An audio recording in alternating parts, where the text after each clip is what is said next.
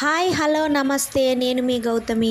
నేను చాలా బాగున్నాను. మీరందరూ కూడా బాగుండాలని కోరుకుంటున్నాను. ఈరోజైతే మక్క గారెలు చేస్తున్నానండి. నేనైతే మక్కలు ఒకసారి వాష్ చేసేసుకొని వాటిని మిక్సీ జార్లో వేసుకొని 4-5 పచ్చిమిర్చి, ఒక ఉల్లిగడ్డ, ఎల్లిపాయ రెమ్మలు, జీలకర్ర, సాల్ట్, ధనియాలు వేసేసుకొని మెత్తగా గ్రైండ్ చేసేసుకున్నానండి. చూడండి వీటిలో కనిపించిన విధంగా. తర్వాత అయితే తీపి గారెలు చేసుకోవడానికి మక్కలు తీసేసుకొని అందులో చక్కెర వేసుకొని దీన్ని కూడా మిక్సీ పట్టేసుకొని పక్కన పెట్టేసుకున్నాను. ఇప్పుడు ముందుగా తీసుకున్న కారం గారెల పిండి ఉంది కదండి, అందులో కొత్తిమీర, కరివేపాకు చిన్నగా కట్ వేసుకొని మిక్స్ చేసేసుకోవాలి.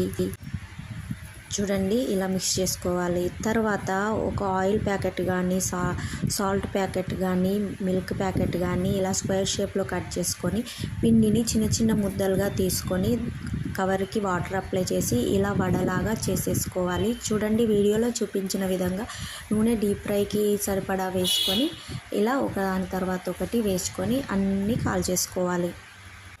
నేనైతే వీటిని చేయడానికి చాలా కష్టపడ్డానండి. ఎందుకంటే చిన్నప్పటి నుండి ఒకసారి కూడా చేయలేదు. ఇది నేను మ్యారేజ్ 6 years అవుతుందండి అయ్యి. కానీ నేనైతే ఇది 2 times చేయడము.